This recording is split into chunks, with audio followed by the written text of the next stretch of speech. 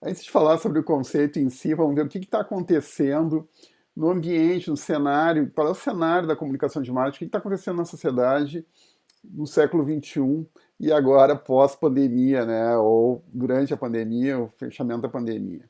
Bom, é um processo que vem se ocorrendo, na verdade, nas últimas décadas, mas a gente está, claro, na nossa experiência até aqui, no auge de alguns movimentos sociais que começaram, então, no final do século passado e que têm se tornado cada vez mais presentes no nosso dia a dia. Eu elenquei aqui alguns para a gente pensar junto, mas, na verdade, isso aqui é uma reflexão ampla que pode nos fazer a pensar um pouco diferente do que está colocado aqui. Mas eu queria chamar a atenção para vocês de alguns aspectos que me parece que são relevantes e importantes para a gente pensar. Olha só, primeira coisa que está acontecendo nas empresas nos últimos anos já e vem acontecendo na última década é a redução do espaço da propaganda.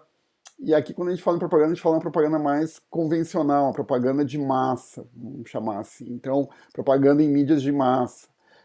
Cada vez as empresas destinam menos recurso para essa forma de comunicação e procura outras formas de comunicação em marketing, principalmente comunicações de nicho. Claro que a internet deixou os profissionais de marketing com uma forma de lidar com essa questão da comunicação com muito mais recurso e muito mais especializado. Então, se nós temos condições de encontrar o perfil específico que vai assistir a nossa mensagem. Então, está dentro do nosso segmento público-alvo. Aquele público, então, ele vai receber lá no YouTube. O YouTube tem lá os mecanismos, o Google faz o anúncio para o consumidor que está realmente focado já naquele produto e que é um prospect para aquele produto, e isso dá uma eficiência para a comunicação muito maior do que era antigamente, quando se fazia uma propaganda em um canal aberto, quando só tinha canal aberto, vamos botar esse final do século passado, e se atingia uma grande massa da população, mas aquilo ali tinha apelos diferentes para cada uma das pessoas diferentes que estão dos segmentos diferentes que estão nessa grande massa, vamos dizer assim. Então a segmentação é a palavra de ordem e isso nos traz, pessoal, o compromisso como profissional de marketing de sabermos o que a gente está fazendo. Então quando eu estava falando de necessidades e desejos lá no começo do curso, eu não estava brincando. A gente errar isso significa que a gente vai botar um monte de dinheiro fora em comercial no YouTube, em comercial no Google, em comercial onde for que a gente for fazer, ou mesmo comercial tradicional em revistas de bairro, jornais, em várias soluções que a gente vai ver ao longo dessas aulas sobre comunicação, mas isso vai ser jogado fora, porque a gente não sabe com quem a gente está falando, não sabe quem é o nosso cliente, não sabe o que ele quer, e aí não tem solução, tá? Outra coisa também que está acontecendo é o fim do mercado de massa, então não tem mais mercado de massa. Sobraram poucos produtos, tipo o Bombril, ainda é um produto que pode ser tratado como massa, mas é o resquício da pré-história ou da história anterior do marketing, né? Logo depois da Segunda Guerra Mundial, que foi fortemente centrada na produção e consumo em massa de produtos padronizados com preços barateados pelo processo da produção em massa. Mas um dos impactos da tecnologia há mais tempo já foi que se tornou possível produção em larga escala de bens muito diferentes uns dos outros a partir da produção com o emprego de computadores e de robôs. E com isso, então, a gente conseguiu essa flexibilidade na manufatura que levou à possibilidade, então, da produção com custos baixos de itens bastante específicos que tendem a buscar uma customização ou buscar nichos cada vez menores, uma espécie de uma customização em massa, que é o fenômeno que a gente está vivendo até hoje. Tá? Então, nós temos também uma outra situação muito importante em relação a 10, 20 anos atrás. Se você for observar os grandes anunciantes hoje, eles são varejistas. Nós temos a Casas Bahia, nós temos a Magazine Luiza fazendo ações intensas de marketing em vários meios, em várias mídias de comunicação. O que significa isso? Sempre foi assim, será? Não, não foi. Por exemplo, se vocês pensarem um pouco há mais tempo atrás, era muito mais comum a gente ver propaganda da Volkswagen, propaganda da Ford, dos fabricantes de automóveis, propaganda de fabricantes de produtos e bens físicos, e eles tinham mais recursos, eles estavam com poder na mão. Agora esse poder migrou para o consumidor. E por que aconteceu isso?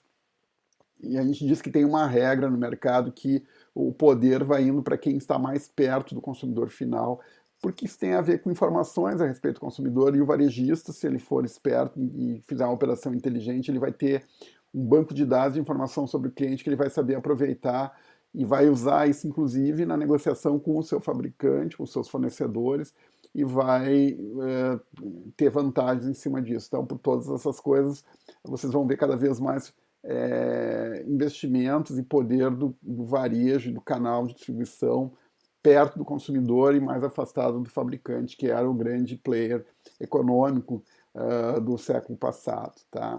E, além disso, nós temos também aí já alguns resultados dessa nova possibilidade do marketing ser baseado em bancos de dados e de informações proporcionadas, por exemplo, por um Google AdWords, que tu tem já uma possibilidade de acompanhar qual é o impacto da tua comunicação, como a gente nunca teve na área de marketing. Então, pensar que a gente poderia saber exatamente quem é que está assistindo o nosso comercial, qual é o IP dele, qual é a característica que ele tem, qual é a situação geográfica dele, é uma grande vantagem. Nós temos também um grande recurso que é desse século, que é a inteligência artificial, e como processar esses enorme volume de dados e tirar informações disso e acionar essas informações gerencialmente é uma possibilidade bastante recente também. A propósito disso, nós vamos ter um vídeo mais adiante na disciplina só falando sobre inteligência artificial aplicada em marketing, então acho que vai ser uma coisa legal para a gente ver mais para frente, tá bom? Também, com isso, todo esse conjunto de informações e habilidade para lidar com essas informações, né, nos trouxe a possibilidade de fazer auditoria dos resultados dos esforços de comunicação de marketing. O que quer dizer isso? Quer dizer que, antigamente, quando uma empresa fazia uma propaganda,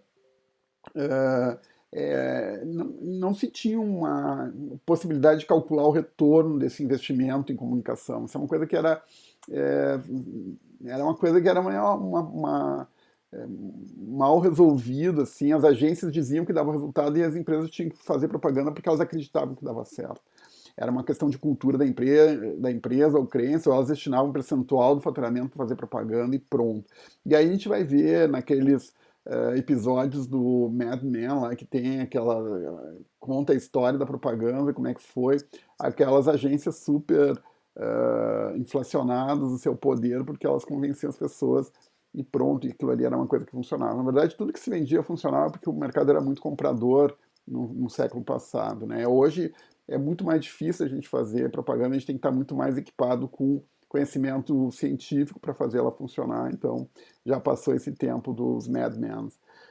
E para terminar, então, claro, né, tudo isso decorrente do impacto da internet na sociedade, e eu botei isso no final porque a gente não sabe onde é que isso aí vai parar ainda, a gente tem que aprender bastante coisa. Mas esse é o cenário da comunicação de marketing hoje.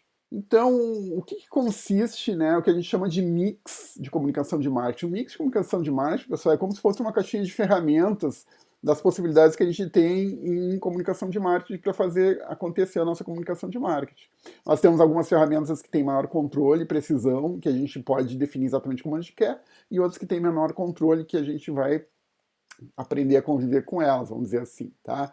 As de maior controle clássica é a propaganda cada milímetro, cada minuto, cada segundo daquele filme, cada milímetro daquela impressão na revista é previamente calculada e aprovada e testada em públicos, em pilotos, para ver se vai funcionar, e aquilo ali é muito controlado, então o efeito que a gente tem com isso é muito calculado, sob o ponto de vista da produção, pelo menos. Agora, o impacto disso sobre o consumidor, claro, nós como consumidores já descontamos muito a propaganda, porque a gente diz, pô, o cara não gastou essa grana toda para fazer o comercial, contratar a agência, pagar a circulação disso para falar mal do produto dele. Então não é que não seja honesta a propaganda, mas ela é sempre tendenciosa em favor de quem está anunciando, do anunciante, né? Então nós como consumidores damos um grande desconto para a propaganda. Então ela é ótima para quem que é profissional de marketing, porque pode controlar muito bem o que vai ser dito, mas do ponto de vista de chegar perto do consumidor mesmo, ela carece da confiança e do crédito que o consumidor dá. Então a gente vai ver outras formas de comunicação com o consumidor que melhoram a questão da credibilidade da comunicação. Tá? Por exemplo, nós temos a promoção de vendas também. O que é promoção de vendas? Promoção de vendas, eu já tinha falado do preço promocional, quando eu falei em preço, mas a promoção de vendas então, é uma ação de comunicação que está sustentada por uma mudança no preço também. Tá? Então se cria um estímulo adicional curto, a gente vai ver em detalhes também. Nós temos eventos e experiências também, essa é uma forma de chegar mais perto do consumidor, proporcionar para ele um evento onde ele vai estar envolvido com a marca durante um período de tempo, também é planejado, mas aí tem uma participação direta do consumidor, relações públicas, assessoria de imprensa, marketing direto, vendas pessoais e internet. A maior parte desses itens e dessas ferramentas do Mix nós vamos aprofundar nos próximos vídeos. O que tem menos controle nós não vamos tratar aqui. O boca a boca são as manifestações de consumidores para outros consumidores dos quais eles são próximos falando sobre o produto de uma forma mais espontânea. Redes sociais, vocês não precisam de exemplo de redes sociais, o noticiário que é dito pela imprensa e publicação de reclamações. Eles têm menor controle, não quer dizer que não tenha controle, não quer dizer que a empresa não tenha que trabalhar para melhorar isso, mas a gente tem menos controle. Para fechar ainda essa parte básica, né, sobre o conceito, queria falar para vocês um tópico que é super importante, foi discutido muitos anos entre acadêmicos e profissionais de marketing, que é a seguinte questão. Eu tinha contado para vocês, né, na década de 60, aquele negócio dos Mad Men lá, das agências que não tinham compromisso com resultados, ou que achavam que marketing era uma coisa, e propaganda, principalmente comunicação, era uma coisa que se fazia por feeling e pronto, e ficava alinhado com a cultura, tinha toda uma outra justificativa. E que isso mudou e que as ações de marketing precisam de uma justificativa financeira hoje em dia. Hoje um profissional, um gerente executivo de marketing, ele tem que mostrar qual é o retorno sobre o investimento da sua ação de marketing. Isso também veio por pressão da própria sociedade, que exige mais transparência das ações das empresas e dos conselhos de acionistas também, que querem saber, afinal, qual é o retorno que eles vão ter com aquela grana toda que é gasta na comunicação de marketing. E como a gente já tem mais meios de controlar nossa ação, saber o retorno que dá, então a gente também não tem mais aquela desculpa de dizer, tipo, não dá para medir qual é o retorno, tá? E nós temos as ferramentas de inteligência artificial, lembrem, né? E os mega bancos de dados das empresas, das operações. Então agora está terminando essa fase, a gente não tem mais, ter desculpa dizer que a gente não tem mais como calcular retorno de investimento, tá? Mas a grande sacada aí foi do Kotler, ele que disse que a gente tem um compromisso e uma forma de avaliar assim, se o programa de comunicação de marketing ele é eficiente ou não. E a gente não tinha isso, é relativamente recente, vamos dizer que seja da década de 90 do século passado. Até então não tinha um propósito, não cabia dentro do marketing assim mais dentro da mesma forma que outras ações que a gente podia calcular, um sistema de distribuição, se eu abrir uma loja vai custar tanto, custo-benefício, etc. Aqui, em termos de propaganda e comunicação, não tinha. Mas aí o Kotler inventou essa fórmula aqui e achei que ficou muito legal e vocês têm que saber isso. Olha só, o que ele diz. Nós vamos pegar lá o mix da comunicação de marketing, várias ferramentas, e a nossa empresa vai adotar várias delas ao mesmo tempo. E nós vamos chamar esse programa de comunicação de marketing, tudo bem? Tá, beleza. Que nós temos como é que nós vamos avaliar se o programa de comunicação de marketing é eficiente ou não, tá? Bom, o nosso critério é o seguinte, se o programa de comunicação de marketing melhorar o valor de marca, a gente chama de brand equity, tá? O patrimônio de marca, isso aí vai causar com que vai aumentar junto aos consumidores a consciência da marca, vai melhorar a imagem da marca, e com essa melhoria de eficiência de imagem e conscientização, vai ter uma resposta melhor à marca dos consumidores, então a gente vai estar agregando valor à marca. E isso aumenta a rentabilidade do negócio, e é por aqui que vem o retorno, então, na comunicação de marketing. Então, se vocês querem saber se a comunicação de marketing de vocês está dando resultado, vocês se perguntem se o valor, patrimônio da marca, do negócio de vocês aumentou depois da comunicação. Isso pode parecer trivial, vocês podem pensar, não, mas qualquer comunicação que eu faça vai ser positiva e vai aumentar o valor da minha marca. Pensem bem, se vocês fizerem um desconto muito agressivo, uma promoção muito agressiva, tem sim a possibilidade do cliente poder pensar que a marca de vocês talvez não seja tão boa assim como ele tinha pensado e não vale pagar esse preço tão alto. Então, uma ação dessa, por exemplo, pode botar em risco o valor de marca de vocês, do negócio de vocês, e não é uma coisa que seja aconselhável, ok?